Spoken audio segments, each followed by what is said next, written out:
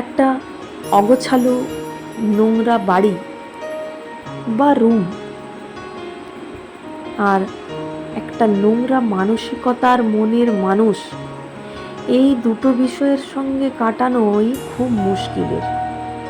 কিন্তু তার মধ্যেও আপনি একটা নোংরা বাড়িতে দিনের পর দিন কাটিয়ে দিতে পারবেন, কিন্তু একটা নোংরা মনের মানসিকতার মানুষের সঙ্গে আপনি দিনের পর দিন কাটাতে পারবেন না।